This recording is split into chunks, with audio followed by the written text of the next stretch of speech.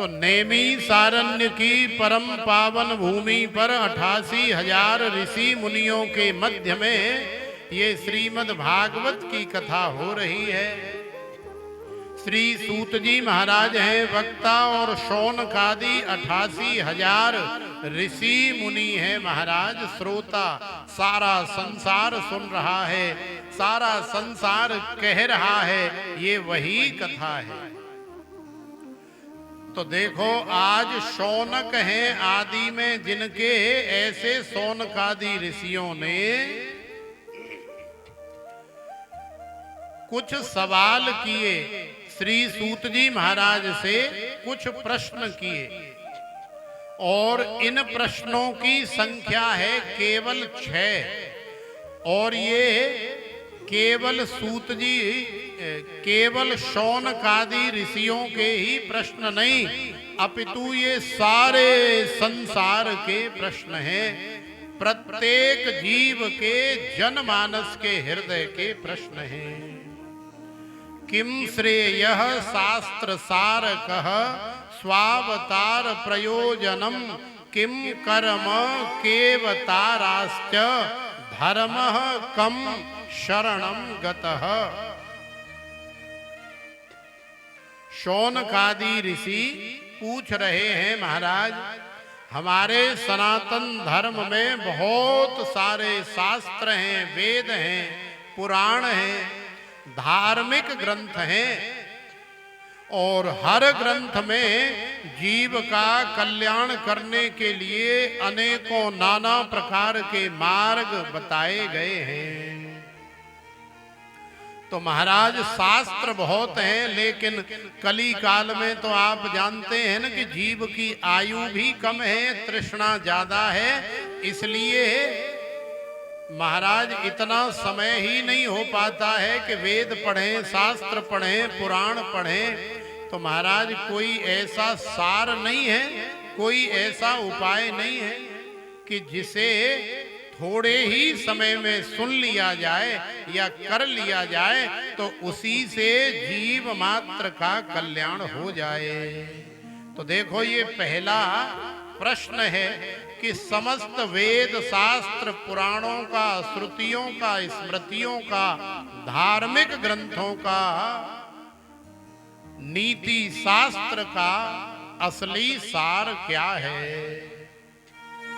दूसरा प्रश्न है कि भगवान अवतार लेते हैं तो भगवान को अवतार लेने की, जन्म लेने की आवश्यकता क्या है।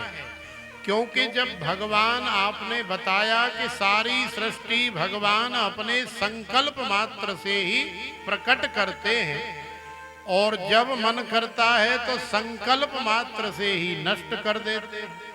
तो महाराज ये जो बड़े बड़े दैत्य होते हैं, बड़े बड़े राक्षस होते हैं, क्या इन्हें मारने के लिए भगवान को आना पड़ता है, जन्म लेना पड़ता है।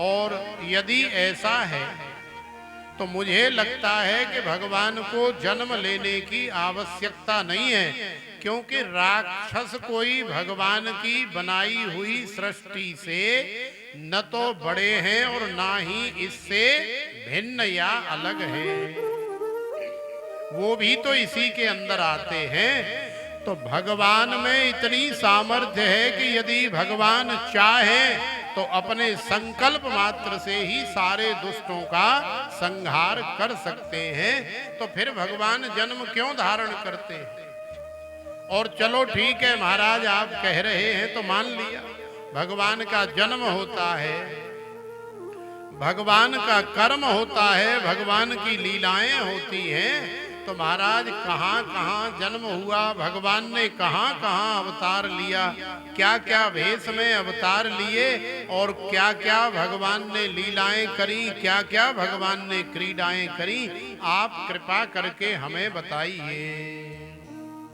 तो देखो ये भगवान का दिव्य चौथा प्रश्न है। शौनकादि ऋषि कह रहे हैं कि पांचवा प्रश्न है कि मानव जीवन का परम लाभ, परम लक्ष्य क्या होना चाहिए। और छठवां प्रश्न है कि यदा यदा हि धर्मस्य ग्लानिर्भवति भारत अभ्युत्थानम धर्मस्य तदात्मानं सृजाम्यहम् परित्राणाय साधूनां विनाशाय च दुष्कृतां धर्म संस्थापनार्थाय संभवामि युगे युगे। माने भगवान जब भी आते हैं तो धर्म की स्थापना करके जाते हैं। तो महाराज जब भगवान चले जाते हैं तब फिर धर्म किसकी शरण में जाता है, किसके संरक्षण में जाता है? क्योंकि जब तक भगवान रहते हैं तब तक तो धर्म और सभी सज्जन सभी भक्त भगवान की शरणागति में रहते हैं, इसलिए सुरक्षित रहते हैं विधर्मी और अधर्मियों से। लेकिन जब भगवान चले जाते हैं तब धर्म कहाँ जाता है? तो गुरुदेव श्री सूत जी महाराज ने कहा कि देखो शौनकादि ऋषियों, हम आपके सवाल का जवाब तो देंगे, लेकिन हम अपने गुरु महाराज का वंदन कर लें, अपने गुरुजी महाराज को याद कर लें।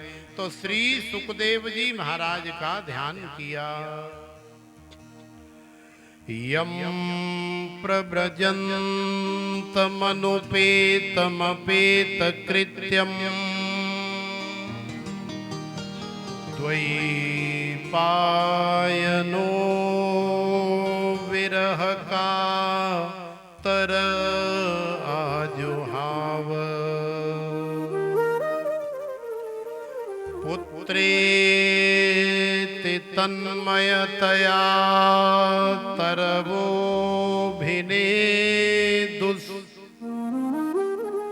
तं सर्वभूत हृदयं मुनिमानतोऽस्मि।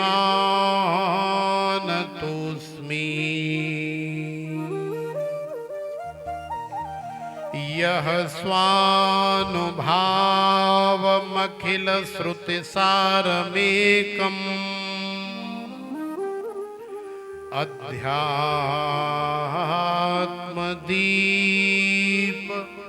मते तितीर सतां तमोन्धम् संसारिणां करुणयाः पुराणगुह्यम् तं व्याससूनुमुपयामि गुरुं मुनीनाम्। तं व्याससूनुमुपयाम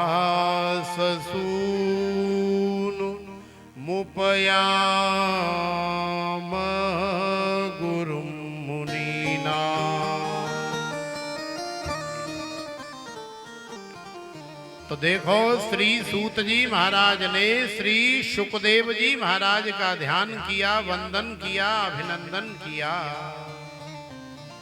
क्यों किया? क्योंकि अब कथा सुनानी है, तो जब गुरुदेव कृपा करेंगे, गुरु महाराज की दया होगी, उनका आशीर्वाद होगा, तभी तो हम कथा कह पाएंगे, तभी तो हम कथा सुना पाएंगे। अन्यथा गुरु महाराज की कृपा के बिना, उनकी दया के बिना संसार में कुछ भी करना, कथा सुनाना तो बहुत बड़ी बात है। गुरु महाराज की कृपा के बिना संसार का साधारण सा कार्य भी हम लोग नहीं कर सकते। ये जो कुछ भी हमसे हो रहा है या हम कर रहे हैं, ये श्री गुरु महाराज का ही आशीर्वाद है। गुरु में तुम में भेदन देवा, गुरु सेवा सो तुम्हारी सेवा। गुरुर ब्रह्मा गुरुर विष्णु गुरुर्देवो महेश्वरः, गुरुः साक्षात् परब्रह्म तस्मै श्री गुरवे नमः। गुरु ही वास्तव में ब्रह्मा है, गुरु ही वास्तव में भगवान शिव है, और गुरु ही वास्तव में भगवान विष्णु है। गुरु ही सब कुछ है, भगवान ही गुरु है और गुरु ही भगवान है। तो श्री सुखदेव जी महाराज का परम पावन चरित्र का भी स्मरण किया। श्री सुखदेव जी महाराज का जन्म कैसे हुआ, हम पहले दिन श्रवण कर रहे थे कि भोले बाबा जब मैया पार्वती को कथा सुना रहे थे तो मैया पार्वती से भोले बाबा ने एक शर्त रखी थी कि हम तुम्हें कथा तब सुनाएंगे जब तुम हूं करके हूं करा भरती रहोगी। लेकिन भैया 3 दिन तक ज्ञान की और वैराग्य की बहुत सारी कथाएं आती हैं। तो ये जो माताएं होती हैं, माताओं का स्वभाव है भक्तिमय स्वभाव होता है, ज्ञानमय या वैराग्यमय स्वभाव नहीं होता है। माताओं के सामने ज्यादा ज्ञान छांटने लग जाओ तो फिर झपकी लेने में देर नहीं लगती, झपकी लेने लग जाती। और थोड़ा आनंद रस साथ में रखो, भजन कीर्तन करते रहो, कन्हैया की जय जयकार करते रहो तो फिर इन्हें नींद नहीं आती। फिर पूरे 7 दिन 4 घंटे बिठाए रखो, 5 घंटे बिठाए रखो, 6 घंटे बिठाए रखो तो भी इन्हें किसी प्रकार की कोई दिक्कत नहीं होती। तो हमारे भोले भंडारी तो ठहरे बड़े सीरियस बाबा। तो भोले भंडारी ने आंखें बंद कर रखी हैं, कथा कहते जा रहे हैं और भोले बाबा के पास संगीतज्ञ भी नहीं है कि थोड़ा बजाएं थोड़ा गाएं तो कम से कम पार्वती मैया को चेतना बनी रहे। तो भैया पार्वती मैया की झपकी लग गई और फिर जब कथा पूरी हो गई तब भोले बाबा ने जयकारा लगाया, बोले बाल कृष्ण लाल की जय। तब मैया पार्वती की नींद खुली, बाबा चुप हो गए।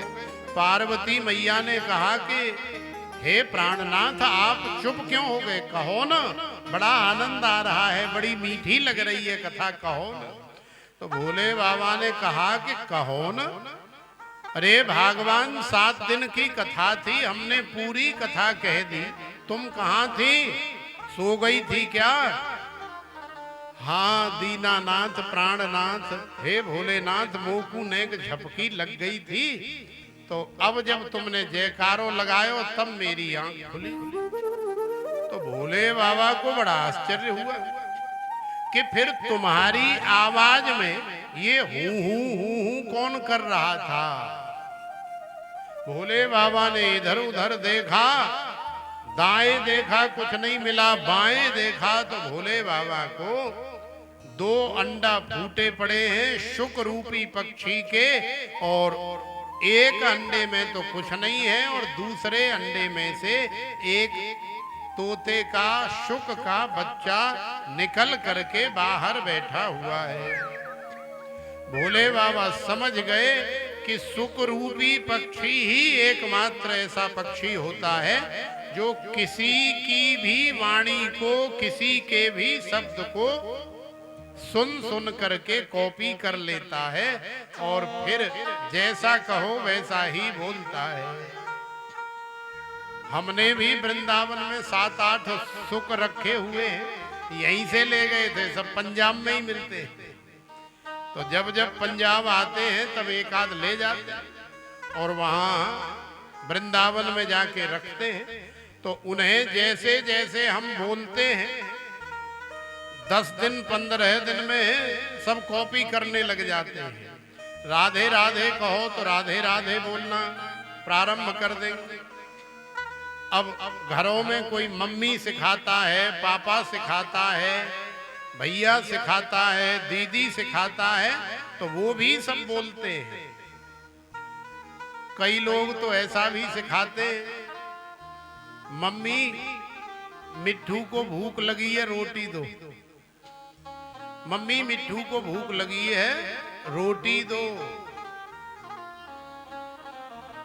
तो देखो भोले बाबा ने देखा कि शुक बगल में पड़ा हुआ है। भोले बाबा ने कहा अच्छा इसने अमर कथा सुनी और वो भी चोरी करके सुनी, मैं इसे जिंदा नहीं छोड़ूंगा। महाराज भोले बाबा शुक रूपी पक्षी को मारने के लिए दौड़े, त्रिशूल उठाया।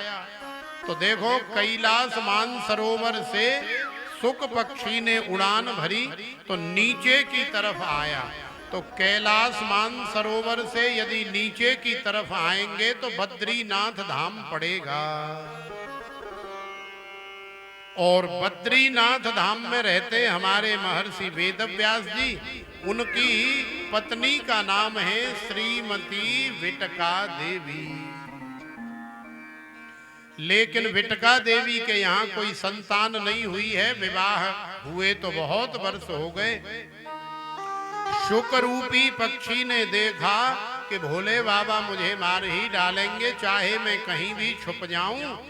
अब दैव योग से भगवान की प्रेरणा से आज विटका देवी का कुटिया के बाहर निकलना हुआ, और जैसे ही कुटिया के बाहर आई सो ही विटका देवी को उबासी आ गई, मुंह खुला। तो शुक रूपी पक्षी ने देखा कि भैया विटका देवी के गर्भ से ज्यादा सुरक्षित स्थान इस दुनिया में और कहीं नहीं मिलेगा। सो ही शुक रूपी पक्षी विटका देवी के मुख के माध्यम से गर्भ में पधार गए, और धीरे धीरे बड़े होने लगे। भोले बाबा विटका देवी को प्रणाम करके वापस चले गए। तो देखो आज पूरे 12 वर्ष हो गए शुक रूपी पक्षी को विटका देवी के गर्भ में वास किए हुए। अंदर ही बैठ करके वेदों का उच्चारण करते हैं, बाहर आवाज आती है। आज महर्षि वेदव्यास जी ने कहा कि बेटा तू बहुत बड़ा हो गया है, पूरे 12 वर्ष हो गए हैं। अरे लाला, अरे भैया अब तो बाहर आ जा, तेरी माता जी को बड़ा कष्ट होता है, बड़ी पीड़ा होती है। तो अंदर से आवाज आती है, बोले पिताजी हम बाहर नहीं आएंगे। क्यों नहीं आएंगे? क्योंकि बाहर हमें भगवान विष्णु की माया जकड़ लेगी, पकड़ लेगी। क्योंकि भैया भगवान की माया बड़ी दुस्तर है। व्यास जी महाराज ने कहा कि हम तुम्हें वचन दे रहे हैं कि तुम्हें माया नहीं सताएगी। तो सुखदेव जी महाराज ने अंदर से कहा कि बाबा मुझे आपकी बात पर विश्वास नहीं है। क्यों नहीं है? क्योंकि आप तो स्वयं भगवान की माया के वशीभूत हो। तो भैया फिर क्या किया जाए, तू कैसे बाहर आएगा? तो श्री सुखदेव जी महाराज कहते हैं कि देवी हेसा गुणमयी मम माया दुरत्तया मामेव ये प्रपद्यन्ते मायाम एताम तरन्ति ते भूमि परत भा डावर पानी जिम जीवहि माया लपटानी कस्तरती मायाम यह संगास त्यजति यो महानुभावम सेवते निर्ममो भवति। माया माया सब कोई भजे पर माधव भजे न कोई। एक बार माधव भजे तो माया चेरी होए।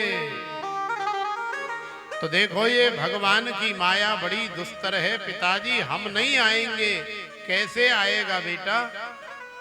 पिताजी आप मायापति भगवान विष्णु को बुलाओ और भगवान विष्णु आकर के हमें यहाँ वचन दें, आशीर्वाद दें, तब हम इस गर्भ से बाहर आएंगे। तो महर्षि वेदव्यास जी ने नारायणं नमस्कृत्य नरं चैव नरोत्तमं देवीं सरस्वतीं व्यासं ततो जयमुदीरयेत। भगवान व्यास ने श्रीमन नारायण का ध्यान किया। श्रीमन नारायण प्रकट हो गए, चतुर्भुज रूप धारी भगवान प्रकट हो गए। भगवान ने कहा कि क्या बात है व्यास जी, आपने हमें आज याद किया। तो व्यास जी महाराज ने कहा कि देखो हमारी भार्या के गर्भ में ये बालक है, इसने जिद करी थी कि मैं तभी बाहर आऊंगा जब नारायण स्वयं मेरे सामने होंगे। तो अब आप इससे बात कर लीजिए और जल्दी से इसे संसार में बाहर लाइए। तो भगवान श्रीमन नारायण ने गर्भ से ही श्री सुखदेव जी महाराज से बात की। तो सुखदेव जी महाराज ने शर्त रखी कि यदि आप मुझे आशीर्वाद दोगे कि आपको बेटा तुझे मेरी माया नहीं सताएगी तब मैं आऊंगा। तो भगवान ने कहा चल ठीक है। हमारी राधा रानी का भी बड़ा परम लाडला है। देखो ये जो सुख होता है ना, ये जो तोता होता है, इसे माता बहनों से बड़ा लगाव होता है और माता बहनों को भी तोते से बड़ा लगाव होता है। एक बार को तोता आदमी की बात नहीं सुनेगा, लेकिन माता बहनों की आवाज और उनकी बात बहुत जल्दी मानता है। क्यों? क्योंकि ये सुख हमेशा से हमारी राधा रानी के साथ रहने वाला है, हमारी राधा रानी की गोद में खेलने वाला है, राधा रानी के कंधे पर सिर पर बैठ करके आनंद लेने वाला है।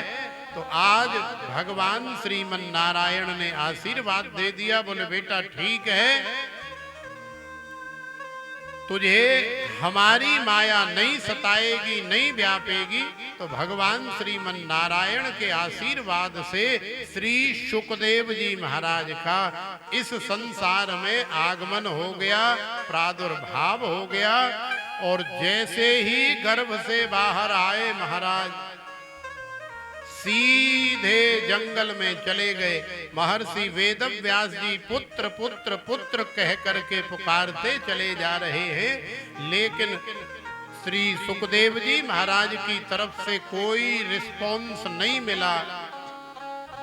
वन की लता पता पेड़ पौधे जवाब दे रहे हैं, अरे व्यास जी महाराज इसका पीछा करने का कोई फायदा नहीं है, आपको उल्टे पैर वापस लौट जाना चाहिए, क्योंकि इसके ऊपर भगवान की माया का असर नहीं है, ये संसार में नहीं रहेगा, ये घर गृहस्थी में नहीं रहेगा। तो देखो व्यास जी महाराज बेचारे निराश होकर के लौट करके आए और फिर से भगवान का भजन करने लगे। इधर हमारे श्री सुखदेव जी महाराज ने जंगल में जाके अरण्य में जाकर के समाधि लगाई, भगवान का भजन किया, साधना की, प्राणायाम किया और धीरे धीरे निराकार की अवस्था में व्याप्त हो गए। बोलिए श्री सुखदेव जी महाराज की जय। तो आइए श्री सुखदेव जी महाराज से प्रार्थना करें, क्योंकि वो राधा रानी के बड़े लाडले हैं, तो उनसे ही कहें कि मुझे राधे राधे कहना सिखा दे, कन्हैया तेरा क्या बिगड़े।